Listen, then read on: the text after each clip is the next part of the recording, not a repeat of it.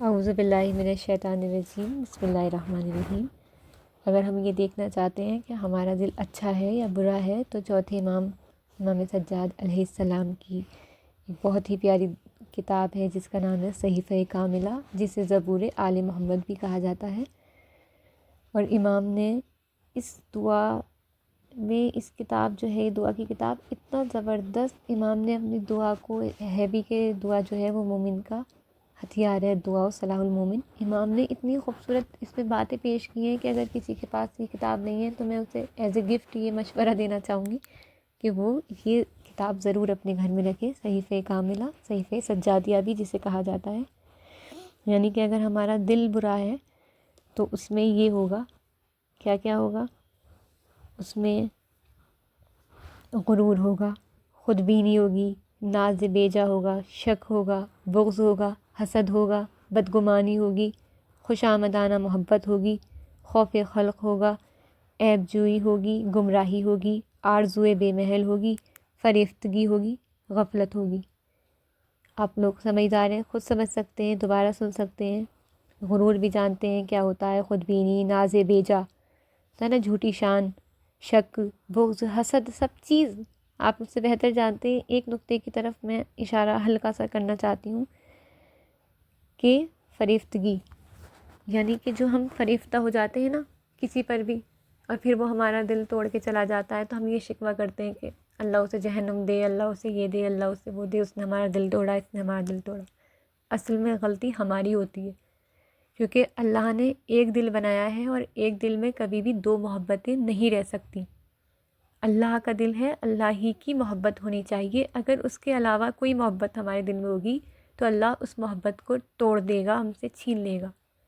ہو سکتا ہے کوئی یہ کہے کہ ماں باپ کی محبت، اولاد کی محبت، جو کہ عبادت بھی ہے، کرنی بھی چاہیے، روایت قرآن سے بھی ثابت ہے، تو وہ جبھی تک قبول ہے کہ جب تک ہم اللہ کے لیے کریں، یعنی کہ اللہ کی وجہ سے، اللہ کے پیاروں سے محبت کریں گے تو قابل قبول ہے۔ لیکن اللہ کے علاوہ ہٹ کے اگر ہم محبت کریں گے تو وہ اللہ اس محبت کو توڑ دے گا اور وہ ہم سے چھن جائے گی۔ مثال کے طور پہ ہم یہ سوچ کے ماں باپ سے محبت کریں کہ اللہ نے حکم دیا ہے تو قابل قبول ہے، لیکن اگر ماں باپ ہمیں نماز سے روکیں، روزے سے روکیں اور ہم ان کا کہنا مانیں تو یہ قابل قبول نہیں ہے۔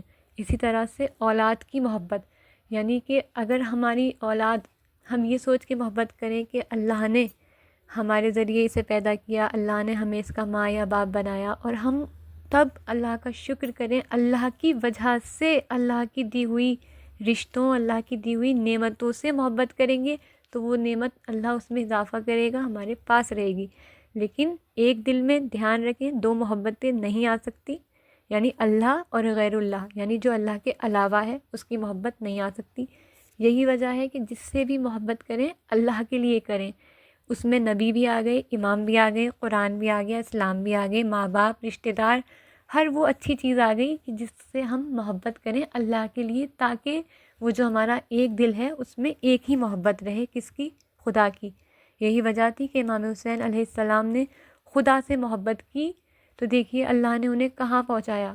ہر انسان کتنا بھی بڑا حادثہ سانحہ ہو جائے سب بھلا دیے جاتے ہیں، لیکن امام حسین علیہ السلام کے واقعے کو اللہ نے قیامت تک کے لیے، ہمیشہ ہمیشہ کے لیے باقی رکھا۔ کیوں؟ کیونکہ ان کے دل میں ایسا نہیں ہے کہ وہ اپنی بیوی کو نہیں چاہتے تھے یا بیٹے کو نہیں چاہتے تھے یا بیٹی کو نہیں چاہتے تھے، نہیں، ان سے زیادہ کون چاہے گا؟ انسانی ویلیوز ان سے زیادہ کون جانے گا؟ رشتوں کی قدر۔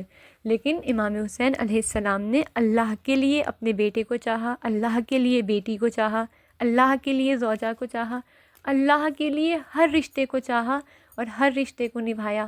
تو آپ دیکھیے کہ کربلا کیسی مشعل راہ ہے، نہ صرف کتابوں میں، نہ صرف ویڈیوز میں، نہ صرف لوگوں کے ٹاک شوز میں اس کا ذکر ہوتا ہے، بلکہ اللہ خود امام حسین علیہ السلام کا احترام کرتا ہے، اور یا ایتھا النفس المطمئنہ کہتا ہے۔ سورہ فجر کا دوسرا نام جو ہے وہ سورہ امام حسین بھی ہے، خود ایک دروازہ ہے جس کا نام باب حسین ہے۔